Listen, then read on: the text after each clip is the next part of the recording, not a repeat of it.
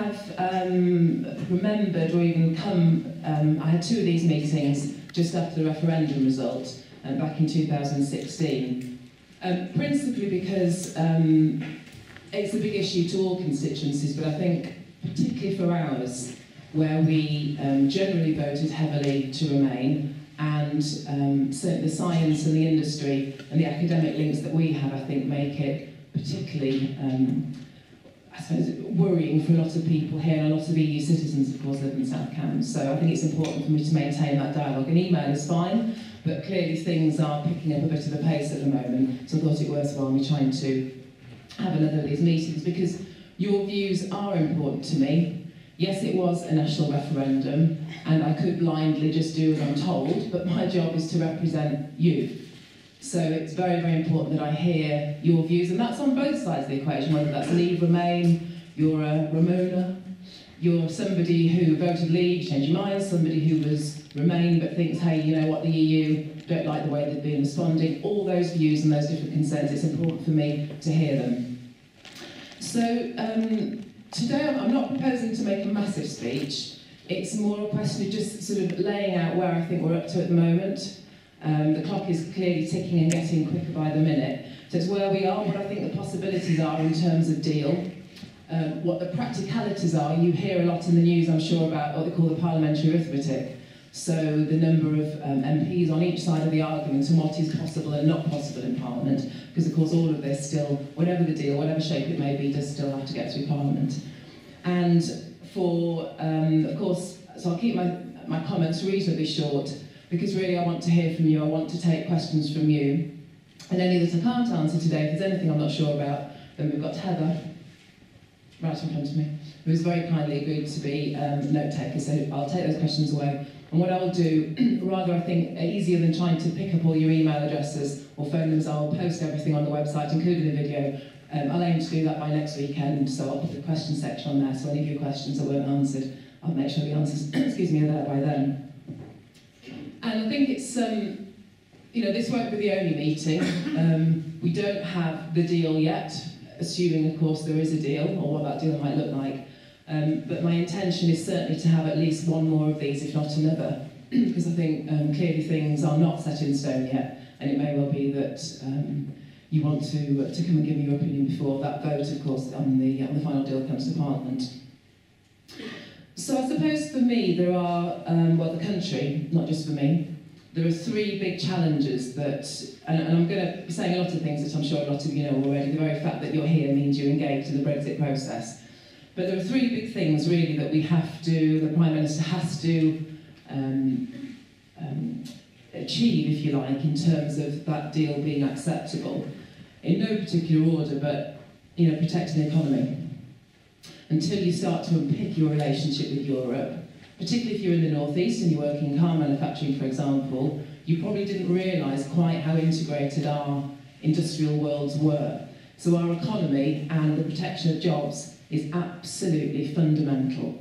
I will give you a few statistics later on in terms of what the different sorts of deals might mean for the economy. But just in the northeast alone, I remember one of the, I forget her exact seat, but one of the seats that has lots of heavy car manufacturing in it, and the female MP said in a debate that if we have no deal, literally overnight, her area will lose 16% of its GDP. So that is minus strike 2 territory. That is a local economy dying.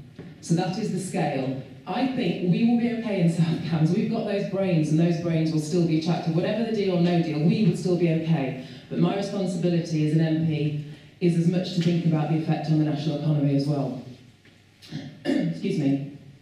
So, however the deal is created or labelled, you know, it's those magic words of customs union, single market. They might not be called that, they might be slightly different, but, you know, in order to maintain our economy, there have to be as close an alignment to those as we have now. And any of you that were bored enough to remember reading my election literature last year, you will remember that I was very clear on that it might not be called those, but in terms of creating an environment where the benefits of those are as close as possible, that has to come as a priority. Second thing, the free movement of, well, let's call it skills or workers, if we're not going to call it people anymore.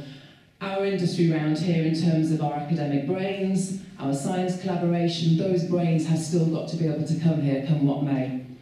And whether that takes form in the immigration bill that will still have to be created and put through Parliament, or whether that is negotiated as part of this deal, however we do it, we need to make sure that the brains we need come here. And the other thing that gets me a little bit cross sometimes is we talk about free movement, all the skills that we need, highly skilled workers. Well, having visited a care home in Cotton just last week, you don't need reminding that the people who work in the care industry, I call them skilled.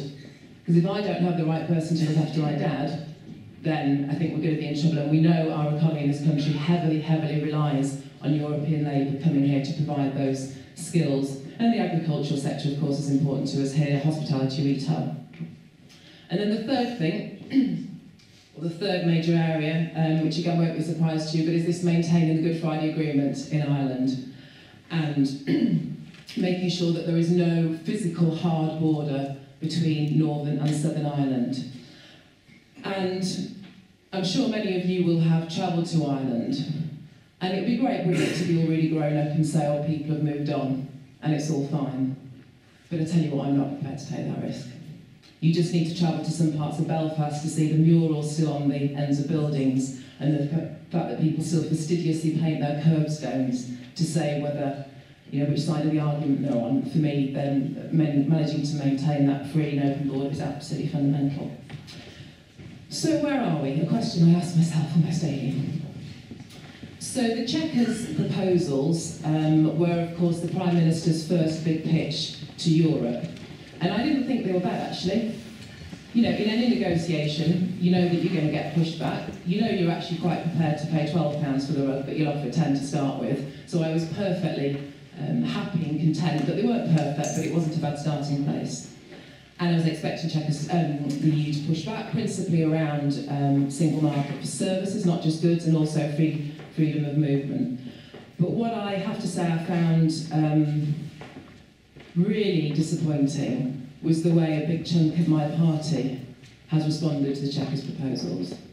You know, Brexit isn't just about them. Chequers? I mean, we're all grown-ups here, and the fact that Jacob Rees-Mogg, for example, wrote to every single constituency chairman in the country to say, the Prime Minister's got it wrong and we can do it better. I mean, excuse me, but who do you think you are? The Prime Minister has an exceptionally difficult job to do here, and I found that unbelievably unacceptable. But unfortunately, the parliamentary arithmetic, there it is again, means that their votes in the House of Commons are very important, and how they react to the deal is just as important as the opposition, as Labour or the Lib Dems. All of it comes into the mix when we come to vote on the final deal, and the Prime Minister, of course, is very mindful of that, because she has to get it through. Now, the new Brexit Secretary, Dominic Raab, and the Prime Minister, I have to tell you, are confident. I've got reasonably close to the Prime Minister in recent months. We meet on, I'd say, at least a monthly basis as an individual group, so the group that you will, and if you read, as you probably don't read the Daily Mail, there's not many Daily Mail readers in here, but if you did, or the Telegraph, you will have known that I sort of formed a light coalition, if you like, with Dominic Reeve and a series of people like that. So the Ramonas, if you want to call us that, those that are absolutely determined to make sure that any deal we have does not destroy the economy. And we have met very regularly with the Prime Minister and the Chief Whip, and I see the confidence in her body language. She really genuinely believes that she is on the cusp of getting a deal that is broadly based around Chequers. So what happens if she does secure something loosely around Chequers? Well, at the moment I think it's 44 of the ERG and the Conservative Party have said they will not vote for it. So no matter how creative, compromising a deal the Prime Minister gets, because that's what Brexit has to be, 52-48 says compromise, doesn't it? It says that nobody is going to get everything they want. And if she manages to carve some Chequers deal, you know, she says she's 95% of the way there, the question is, what will they do? Will they vote against it and potentially, whatever your political views are, but certainly from a Conservative point of view, to let Jeremy Corbyn and his Prime Minister, that is the risk, and that is what they will have to look in the mirror at themselves when they decide on that. And of course, the reality is, you know, Labour may not support it either. Labour is as split over this issue as the Conservative Party have, and it makes it an incredibly it's almost like we're on quicksand. It's really hard to understand and second guess, I suppose, how people are going to vote. But the point is, I suppose, that no deal is possible. Not actually through the Prime Minister's failure, but through the inability to get it through the House of Commons. And some of the other options that have been sort of bandied around on the table, one of the off-the-shelf options that comes from the EU is the Canada or Canada Plus Plus, which is all about free trade, marvellous, but it doesn't fix the Irish border, so that makes it an absolute non-starter. And I just thought I'd give you a few, I don't want to bombard you with statistics, but just a few stats, and anybody who's emailed me on this has probably heard these stats already, so forgive me. But at the different sort of levels of generic deal that might be possible.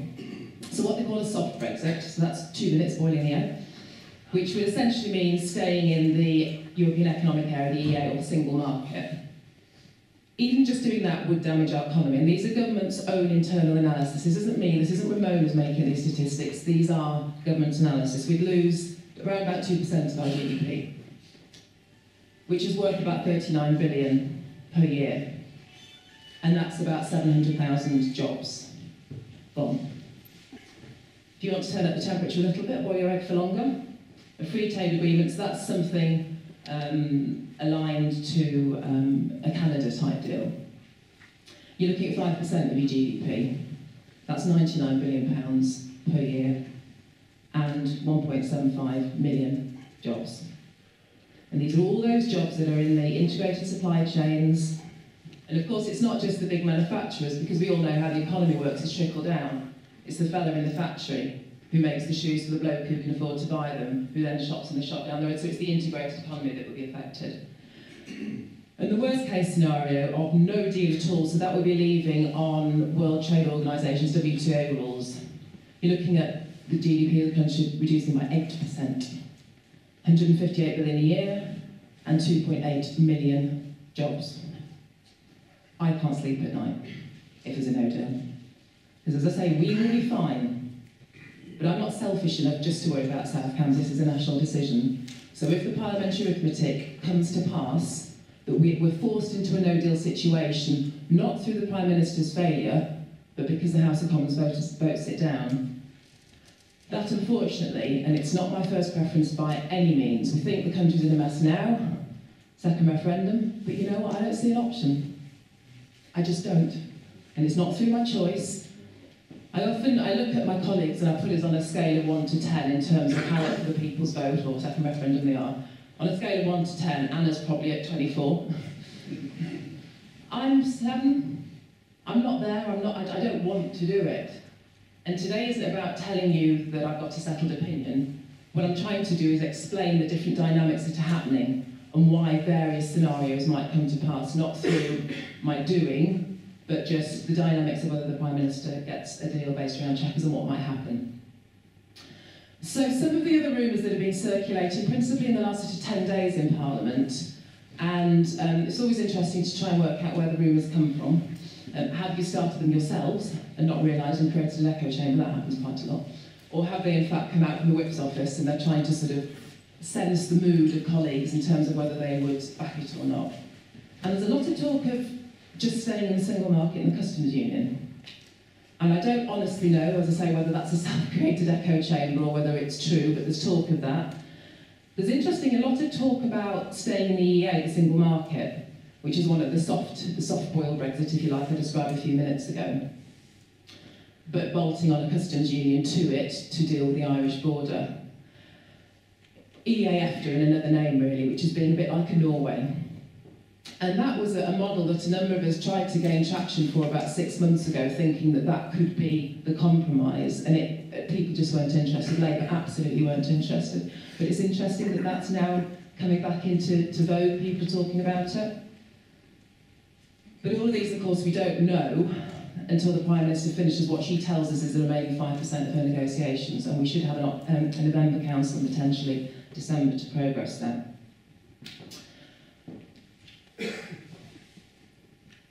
The last thing, principally, I want to talk about really is, which will be of interest to many of you, I'm sure, is the issue about Parliament's role when I talk about how will it pass through the House of Commons and this meaningful vote. which you'll remember myself and 11 colleagues fought very hard for in December of last year. Because I hope we would all agree that regardless of whether you leave or remain, the whole point is parliamentary sovereignty.